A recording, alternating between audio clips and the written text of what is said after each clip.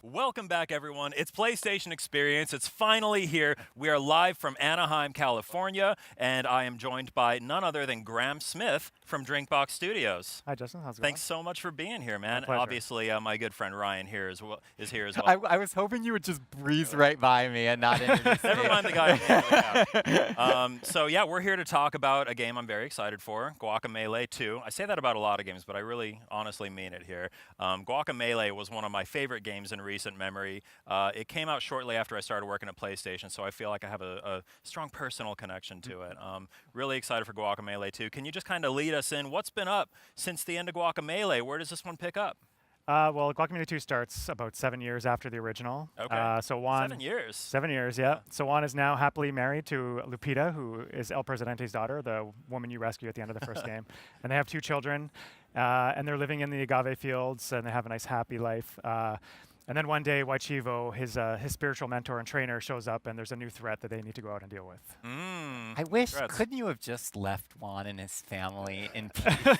Like, couldn't this have been a different person that comes in to save it? Poor Juan. They had 7 years of peace, at least. Okay. Yeah, based on that trailer that we saw back at Paris Games Week, it looks like Juan's been living a pretty good life. Got that bowl of guac, like, yeah. Yeah. How did it feel? Because Guacamelee 2 was revealed at Paris Games Week just a couple months ago. I mean, how did that feel for the team? Because that's something that I still try and wrap my mind around, is how would it feel if something that I worked on was suddenly in front of hundreds of thousands of people simultaneously? Yeah, it's a very stressful thing because, we had been working on it for maybe around a year at the time. So, you've been working on it for so long, you're not allowed to talk about it. People are always asking us, hey, are you going to make Guacamelee 2? And so that you can feel like there's a lot of excitement about the idea of a sequel, and you've been working on it for a year. And then when it finally comes out and you see the reaction of everyone, then it feels really gratifying. So, yeah. So you guys, your most recent game was Severed, I believe. That's right. Which was very well received. It's an excellent game. If you don't have Severed yet, go pick it up. One of the best Vita games out there. Excellent. Is there anything that you have picked up since it's been quite a while since you worked on a game like Guacamelee? You kind of shifted gears there. Is there anything that you've picked up, anything that you've learned in that time, especially like during working on Severed, that you're taking into the development of Guacamelee 2? Yeah, I think Severed was a really challenging project because the design of that game is so different from anything else that's really out there. Yeah. I mean, you can see little components of different kind of games kind of mashed together in Severed. So the design of that game was really challenging, and I feel like we really honed our design skills as a studio together making that game. And then at the same time, we have our own engine and our own editor that we use to build games. So over the course of Severed's development, we continued to improve our tools, our pipelines. That just led us into the development of Guacamelee 2 and have more of a running start at the beginning of this project. Cool. Here we are. Well, yeah, we've got some gameplay here of Guacamelee 2. Are we seeing this live? Is this being played right now? This is live, yeah. Oh my goodness. David is over there. How are you in the playing? Magic. Only with the power of Drinkbox technologies can you play telepathically. Yeah, so tell us, what are we saying? What's new? Okay, so this is David is playing through the demo that we're showing here at PSX. Yeah, it's playable at PSX. Yeah.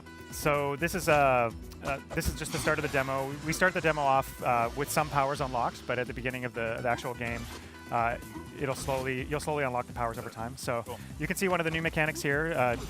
This is the Eagle Boost. So anytime you approach one of those boost points, you can see a little arrow that appears, and then you can push triangle to slingshot yourself through the boost point.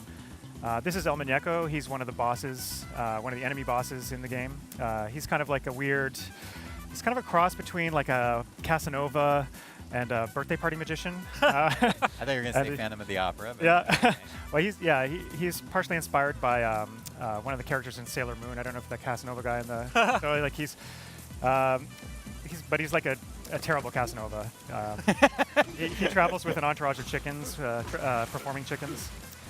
So already got a bit of a platforming kind of mini challenge there, trying to get across that gap. So yeah, some of the moves that. Oh my God, this looks so good. Yeah, Ram, get out of here. Yeah, we did a lot of work on our lighting engine, okay. Specifically for Guacamelee 2. So the environment has normal mapping on everything. None of our previous games had that. So every time he does a super move, or you'll see like the backgrounds are lighting up realistically, everything is still 2D, but it looks like 3D lighting. Is this your first PS4 game? No, we did do Super Turbo Championship Edition for. Right. Okay. But that was, again, an update of a game that was Yeah. originally designed for PS3 and Vita. That's so right. what's it like building a game from scratch for PS4 compared to your past efforts? Well, yeah, now we're able to try and harness like a lot more of the power of the PS4 this time. We're Were there any kind of Good job. restrictions that things that you wanted to do in the first game that now are unlocked to you? Yeah, like so. For example, the lighting is something that is entirely new for this, and Yeah. we're able to do that by not just focusing on like the current generation of platforms and not looking at older platforms anymore. So this is another mechanic that you see those pillars that pop out. There's these little plates at the bottom of the screen here that if you walk over, they pop out a Oh, nice. pillar. So enemies can trigger them too and can get hurt by them. But Nice. you can also use them for platforming. You can jump off them when they're. So right off the bat, you've got some kind of challenging platforming and combat stuff going on here. You're not taking it easy on. No. Yeah, in the demo, we relaxed it a little bit, so like we give them infinite stamina, so you can use as many super moves as you want. But in the full game, you have to be careful about more strategic about how you use your super moves. Cool. I remember near the end of the first Guacamelee, there was a particular boss that when I talk to people about Guacamelee, everyone says, "Yeah, I made it to that cheetah boss, and I kind of couldn't get past it." Jaguar Javier, yeah. Yeah. Did you guys learn anything from that? Is that something that you've heard too? Yeah. So with that particular boss, It's just so great. I just want all this all the time. So this is the Chicken Pope, and you're in the Chicken Church here. This is like they have like a weird Illuminati shrine with an egg in the background. So he's unlocked the power of chicken here for one.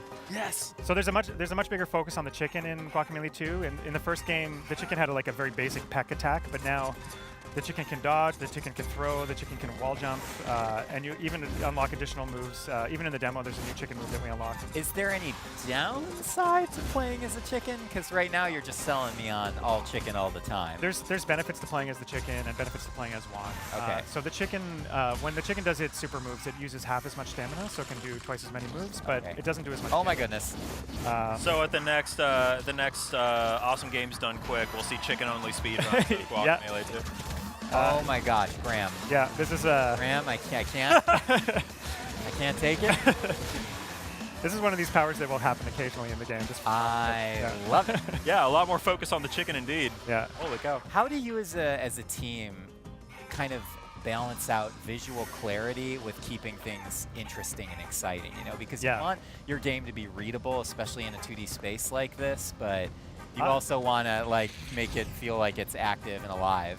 That's a very challenging problem. And in fact, in multiplayer, so the game will support 4 players. Yeah, that's another thing. And one of the biggest challenges we've had in our playtesting so far is just players not being able to find themselves on screen, because Interesting. especially when there's tons of enemies around. Right. So What we're are doing potential solutions to that. So now we do things like we dynamically show a little triangle over your head when there's too many characters around, so you can find yourself it'll give your player number in the middle of the triangle.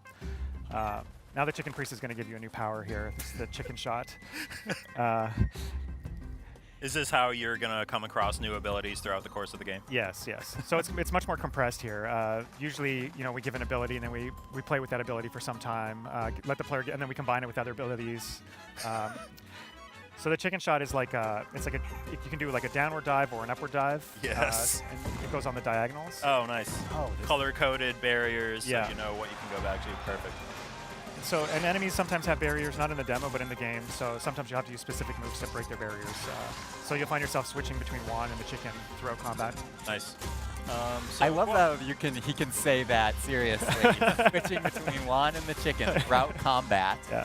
So Guacamelee was not too crazy long. It was a good length, probably, 5 or 6 hours? I Yep. think it took Average to get through it. playthrough is about 6 Are you looking at about the same thing here, or are you beefing it up a little bit? So we have the game built out end to end right now, and we're still editing it. Currently, it's a bit longer than the original game, and if I had to guess, I would say it's probably going to end up a bit longer.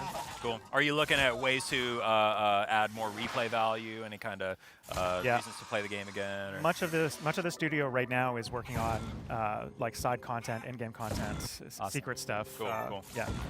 Is that how you guys usually work is you kind of build out the framework first and then begin filling it in over time? Yeah, yeah. What's your workflow at the studio like? We really like to build our games through iteration, and so in August we had our first alpha, which was the entire game playable from end to end. And then we did a second alpha, we call it Alpha 2, and that finished in November.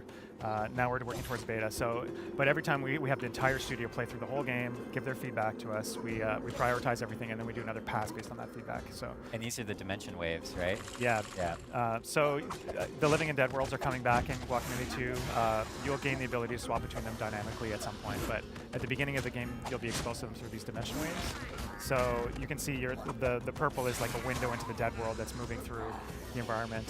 It's a really like organic way to introduce that concept, I think. Yeah, and we're able to do some interesting things with it. Like here, you can see enemies are.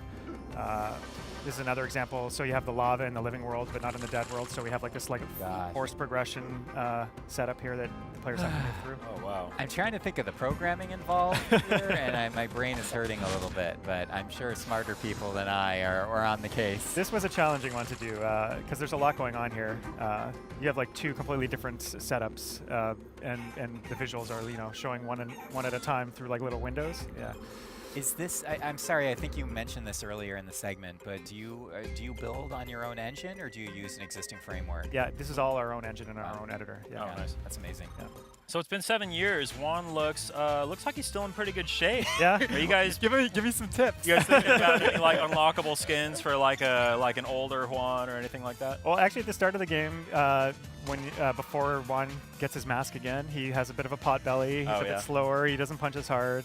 So. Eventually you get back to your normal shape. Beards are in right now. Yeah, definitely. So this is El Muñeco again. So he's going to be the first boss in the game that you fight. You guys have really stepped up your animation. Yeah, I can tell you guys have gotten a lot better. I mean, you were already excellent at it, but seeing this guy's attacks, like it looks excellent. Yeah, our animation team is a little bit bigger this time around. Yeah. Okay. Yeah, the team is about the same size overall, but. How big is the team at DrinkBox? Right now it's 12 people. That's it? Yeah. Wow. Isn't that ridiculous? That's insane. I couldn't make this with like 400 people under my command. So is this running at a targeted 60 or is this 30? I'm having a hard time telling. It's running at 60, yeah. Nice. And it's enhanced for PS4 Pro. We're doing 4K HDR. Oh, nice. Oh, man, HDR is going to look so good on this game. Yeah. I'm just going to take this TV back home with me after the live cast is over. So. Oh, this is so flippant. Your designers must have a lot of fun with things like, are boss fights more fun or more challenge than the normal run of design? The game? Yeah, to design. What would you say? Boss fights are one of the most challenging things to design. Okay. You're like, they're not fun at all. I hate them. They usually take more iteration than anything else. So you see how you can use the pillars to, strategically block projectiles. This boss fight looks amazing. I mean, you're right. Boss fights are hard to get right. Yeah. But man, I'm very encouraged by what I'm seeing here. Did the team look to anything in particular for inspiration to, either for the main game or for the boss fights this time around? Has anything really resonated with you guys in the past, since Guacamelee? Not I'm reminded a little bit of Shovel Knight with the triangle.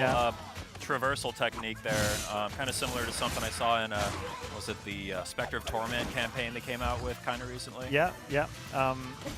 One game that I played after the first year of Guacamelee's development was Hollow Knight, which I've heard really good things. Incredible boss fights in that game. Yeah. Okay. So I do take some inspiration from that, but a lot of the work had gone into the game already by that time. Okay. You're like, well, maybe for the sequel. Yeah. This is fantastic. I can't believe that something this beautiful and this fun and tactile is made by 12 people. Well, thank you. Yeah, I mean it's not easy, that's for sure. But our team is extremely talented. Everyone on the team is absolutely. And you have a lot of experience now. I mean, you guys are no joke and have been really building a library and a catalog for yourselves over the years. Yeah. Yeah. You guys have really kind of mastered 2D games here. Have you ever messed around with any 3D prototypes? Have you guys dipped your toe into those waters at all, or? A little bit. When we were deciding what project to work on, we ended up deciding on Severed. We had split the team up into multiple small groups to do prototypes, and one of them was One of them was a 3D sneaking game. Oh yeah. Yeah, Cool. we tried using Unity for that because our engine really doesn't do 3D that well. But I don't know. 2D is kind of our wheelhouse, and Yeah. we're very comfortable. You guys are so good at it. Yeah. You're some of the premier 2D developers out there, as far as I'm concerned. Thank you. You heard it here first. Justin Maxwell. They're going to put it on every box, on every website. So tell us a little bit more about how the 4-player co-op works. Does it get too chaotic? I mean, that can be kind of fun when you have like the really chaos-driven co-op sometimes too. It's yeah. So there's some benefits to it. Like it's easier to control crowds of enemies. But we do scale the difficulty dynamically, so enemies will have more health and they will do more damage when there's more players. And then also certain enemy setups will change if there's 4 players. So so a lot of the challenges is trying to keep everyone on screen at the same time and making people feel like.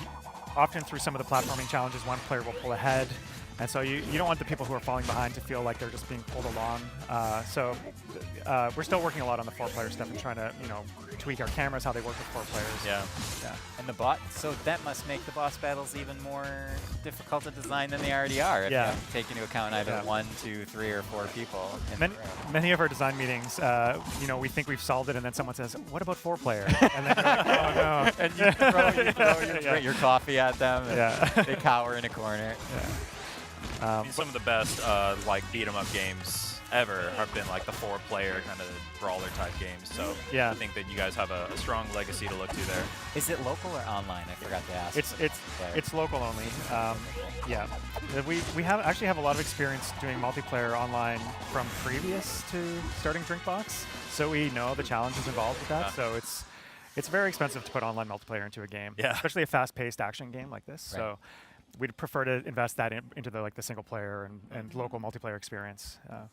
Well, rude to beat up a magician. That would be sad. It's rude to beat up anybody, sir.